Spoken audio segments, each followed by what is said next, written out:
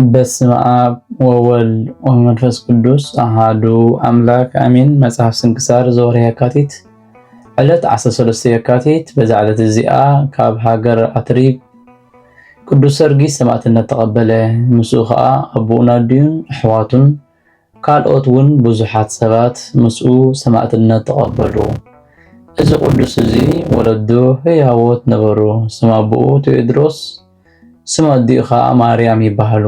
ወዲ 20 ዓመት ምስ ኮነ ብልቡ ምእንቲ ስም ጎይታና ኢየሱስ ክርስቶስ ምስጋና ንዑ ይኹን ክመውት ሓሰበ። ናብ ቅድሚ ቆጵርያኖስ ገዛኢ ኮይዱ ብስም ጎይታና ኢየሱስ ክርስቶስ ምስጋና ንዑ ይኹን ተኣመነ። ገዛኢ ከዓ ዓብይ መቕፃዕቲ ቀፅዕዎ ከኣስርዎ ድማ ኣዘዘ። ጎይታና ድማ ንነፍሱ ናብ ሰማይ ክምስጥዋ ኣዘዘ። ማሕደር ቅዱሳን ሰማዕታት ረኣየ፣ ብመንፈሱ ፀንዐ። ጎይታና ድማ ካብ ሕማሙ ኣሕወዮ። ኣባ ማቀቡን ዝተባሃለ ካህንን ክልተ ዲያቆናትን ተጋድልኡ ሰምዑ። ተንሲኦም ከዓ ናብ ገዛኢ ሃገር አትሪብ ከዱ። ብጎይታና ብኢየሱስ ክርስቶስ ተኣመኑ። ምስጋና ንዑ ይኹን። ንሱ ከዓ ዓብይ መቕፃዕቲ ከቕፅዕዎም ኣዘዘ። ከምቲ ዝኣዘዞ ድማ ኣብ ልዕሊኦም ክበሩ። ዓብይ ቅፅዓት ድማ ቀፅዕዎም። ህዝቢ ከዓ ኣብ ዙርይኡ ከቢቦም ይርእዎም ነበሩ። ብኦም ከዓ ሓዘኑ። እቲ ካህን ከዓ ናብኣቶም ተመሊሱ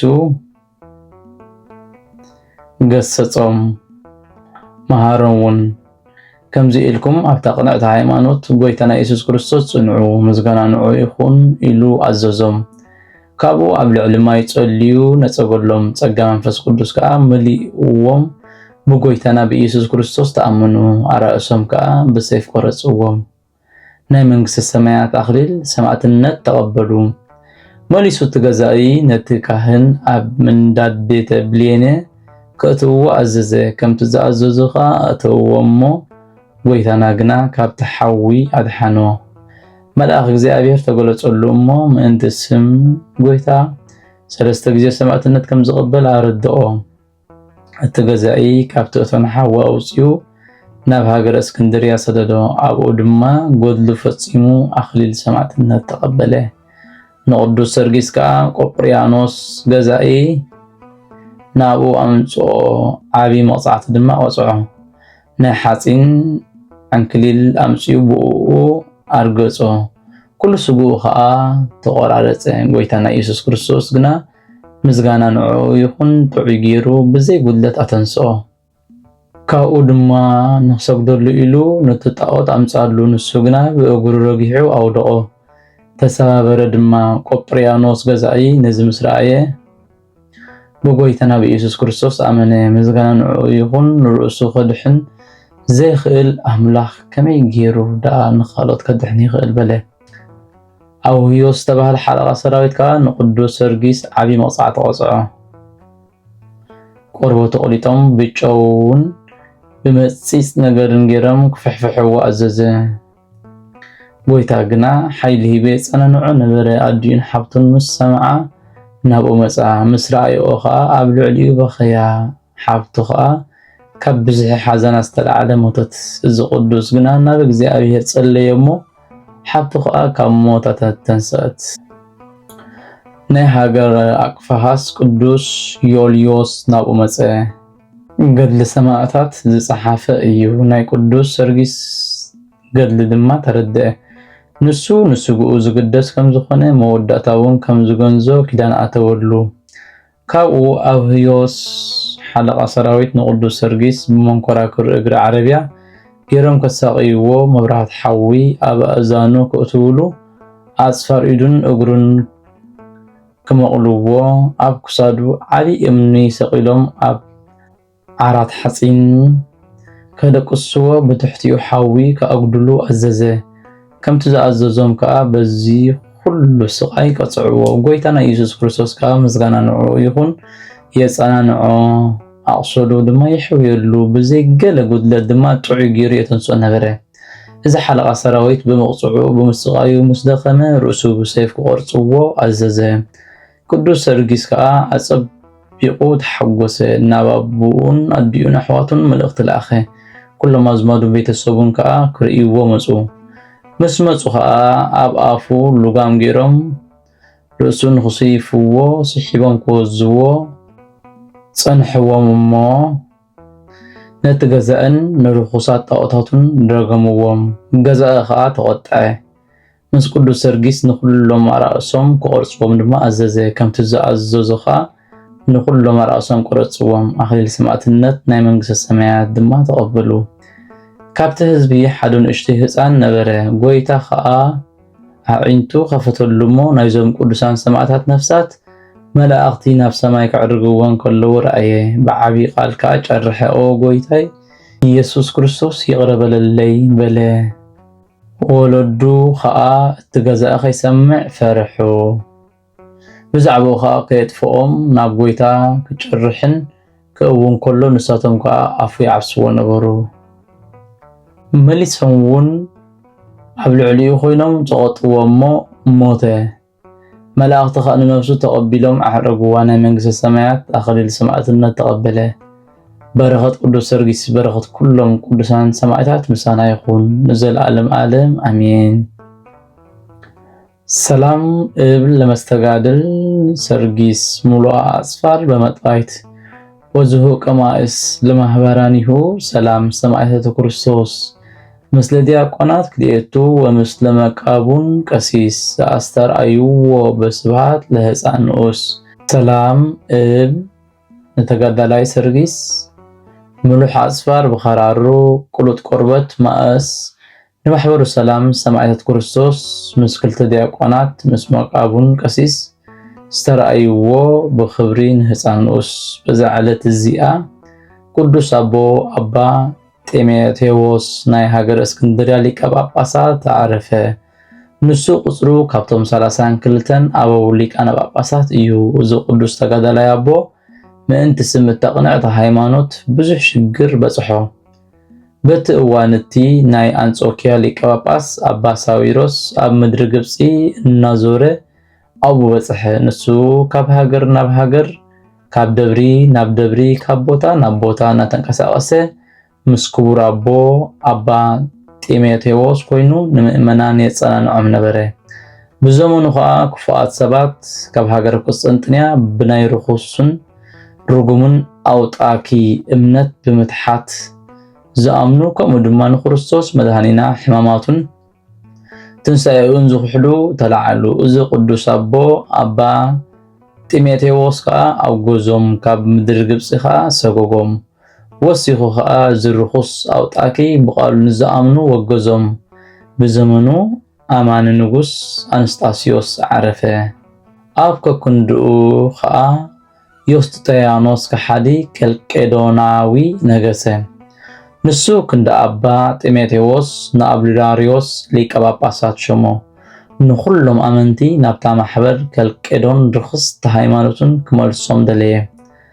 ኣብ ሃገር ቁስጥንጥንያ ንኣባ ሳዊሮስ ሊቀ ጳጳሳትን ንናይ ሃገር ምብራቅ ኤጲስቆጶሳቱን ጉባኤ ፀውዐ። ንሳቶም ግና በታ ርክስቲ ሃይማኖቱ ከኣምኑ ኣይደልዩን፣ ትእዛዝ እውን ኣይሰምዑን። ንሱ ከዓ ኣብኣቶም ኮነ ኣብ ኩሎም እቶም ቁንዓት ሃይማኖት ዘለዎም ዓብይ ሽግር ኣብፅሓሎም።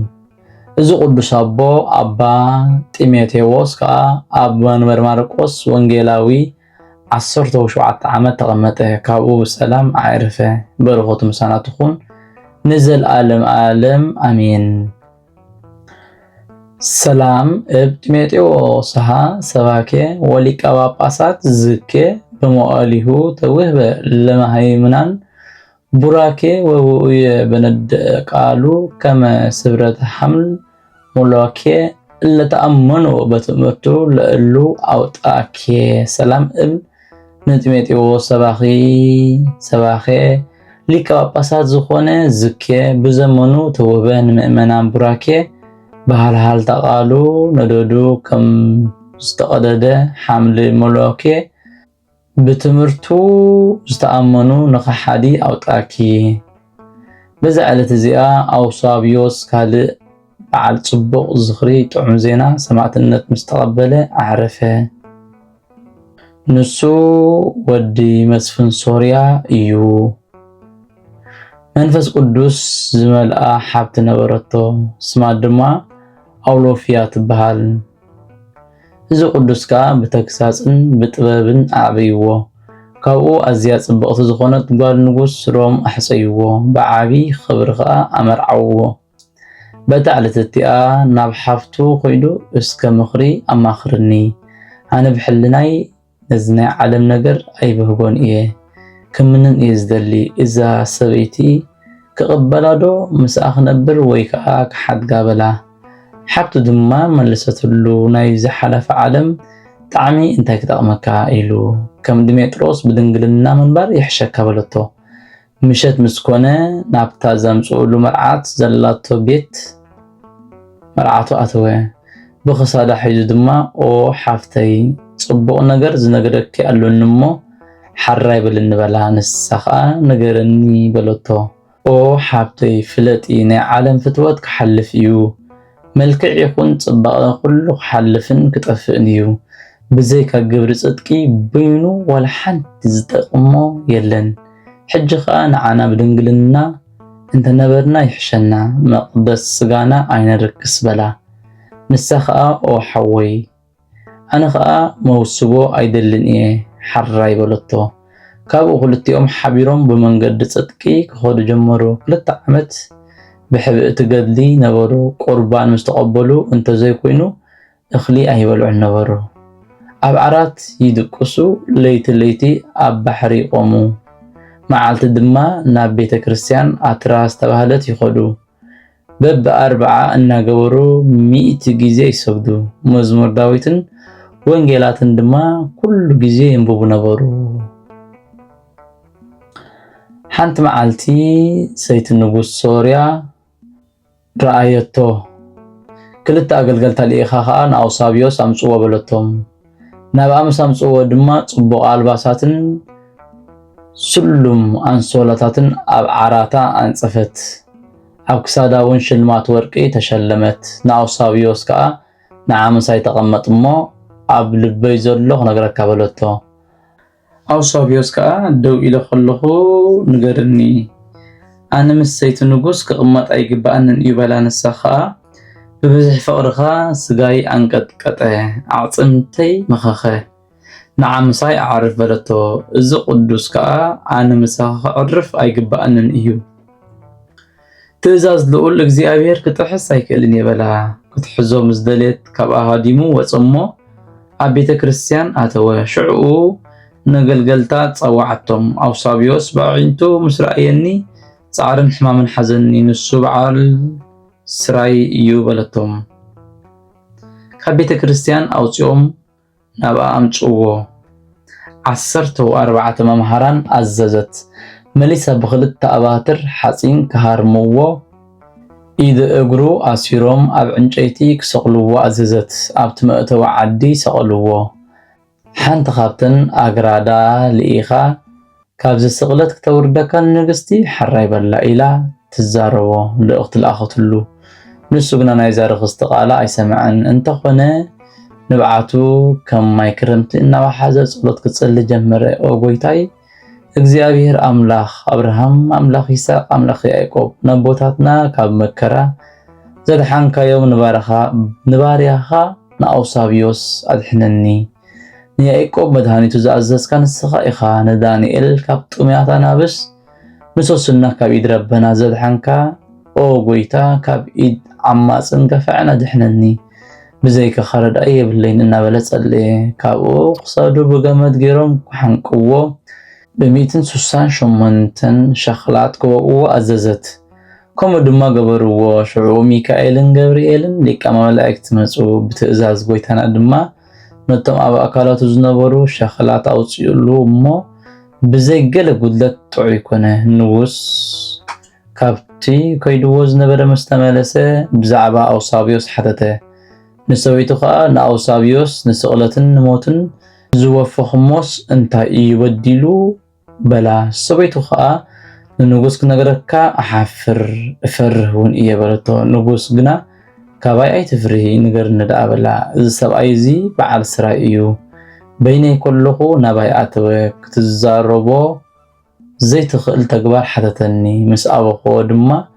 ብስራዩ ኩልንትናይ ኣሕመመኒ በለቶ ንጉስ ከዓ ካብ ስቕለት ኣውሪዶም ናብኡ ከምፅዎ ኣዘዘ ስለምንታይ ኣብ ሰበይተይ ክግበር ዘይግባእ ክፉር ግብሪ ገበርካ በሎ ኣውሳብዮስ ከዓ ወይታይ እዚ ነገር እዚ ሓቁ ዶ ይመስለካ ክዛረብዎ እኳ ጉባእ ኣይኮነን በለ ንጉስ ንኣገልገልቱ እዚ ሰምዖ ዘለኹ ተግባር ሓቂ ድዩ ኢሉ ሓተቶም ንሳቶም ከዓ ጎይታና ንጉስ ኣብታ ኣዳራሽ ምስ ኣቶና ንንግስቲ ክትእዊ ረኸብናያ እንታይ ኮይንክ ምስ በልናያ ከዓ ከምዚ ዝበለትካ ነገረት እናበልዎ ንጉስ ምስ ሰምዐ ኣጸቢቑ ተቆጥዐ ከም ኣንበሳ ጓዘመ ርእሱ ብሰይፍ ክቆርጽዎ ኣካላቱ ከም ስጋ ላሕሚ ክቆራርጽዎ ኣብ ገንኢ ሓፂን ፔሳ ከእትውዎ ነቲ ገንኢ ኣፉ ሓቲሞም ብሓዊ ከብስልዎ ኣዘዘ ሽዑ ከዓ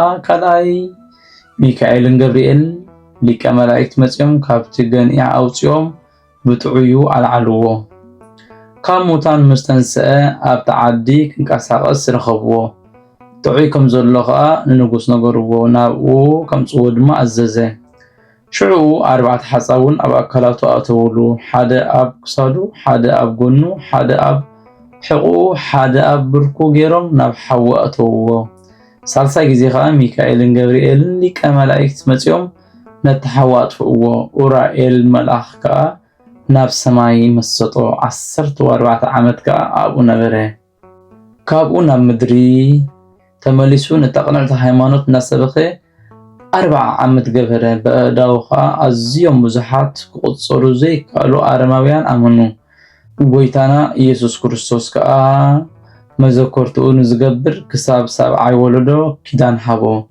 ካብኡ ብኽብሪ ዓረፈ ብቅድስት በረኸቱ ምሳና ትኹን ንዘለዓለም ዓለም አሜን ሰላም ለአውሳቢዮስ በውዴተ ብእሲ ዘተመክረ ሰበተ እዛዛ ይሰምዓ ወሰበ ፈቃዳ ይሰምረ እስመ ውስተ እሳት አብእዎ በገጋ ሐፂን እሱረ በእደ ኡራኤል አሪጎ እስከኔት መየጥ ምድረ ከእበተ ሱባኤ ዓመታት በሰማይ ነበረ ሰላም ለአውሳቢዮስ ብተንኮል ሰበይቲ ዝተመከረ ትእዛዝ ስለዘይ ሰምዐ ፈቃዳውን ስለዘይ ገበረ ኣብ ሓዊ መሰእተዎ ብጋጋ ሐፂን ዝተኣሰረ ብኢድ ኡራኤል ዓሪጉ ክሳብ ዝምለስ ምድረ ክልተ ሱባኤ ዓመታት ኣብ ሰማይ ነበረ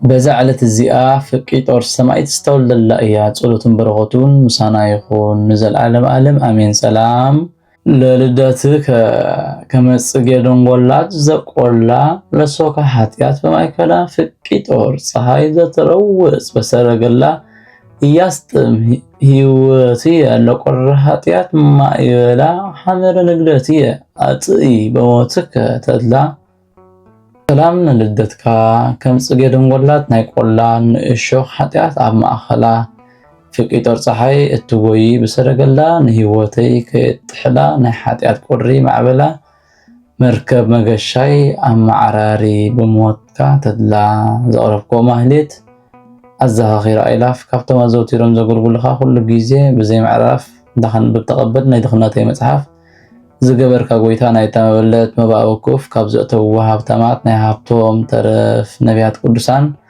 ሐዋርያት ውን ሰባኽያን ሰማዕታት መጻሕፍትካን ደናግሉን መነኮሳቱን ሄራን ባርኾት ባርኹ ማህበር ቅዱስ ቤተክርስቲያን ካብ ዝዓበየ ሽማግለ ክሳብ ዝነኣሰ ህፃን ንዝፀሓፎ ብመጽሓፍ ንዝፀሓፎ ብምድራስ ንዘንብቦ ንዝተርጎሞ ብልሳን ሐዲስ ንቃሉን ሰምዕ ብእዝነ መንፈስ በጸሎት አድኢ ማርያም ዓራቂት ካብ ኩሉ መባእስ ኣሕቢሪ ይምሓረና ኢየሱስ ክርስቶስ ሰላም ንዓኻትኩም ጻድቃን ሰማይ ዘዕረፍኩም በዛሎም ዕለት ንዓለም ዘሰነፍኩም ይኹኑ ንስኻትኩም በኩሉ ትዕግስት ኣብ ቅን ፈጣሪሎምን በኩሉ ሰዓት ብዘይካ ንስሓናና ይወዘና ሰላም ንዓኻትኩም ናይ ዝዓለ እዚያ ጻድቃን ኩልኩም ሰብኡትን ኣንስትን በባእስናትኩም ቅዱሳን ሰማይን ምድርን ማሕበር ስላሴ ንስኹም እንተ ማርያም ኣድዩ ዘኩርና በጸሎትኩም ንኽትሕልወና ተማጺና ኣሎና ብናይ ክርስቶስ ደም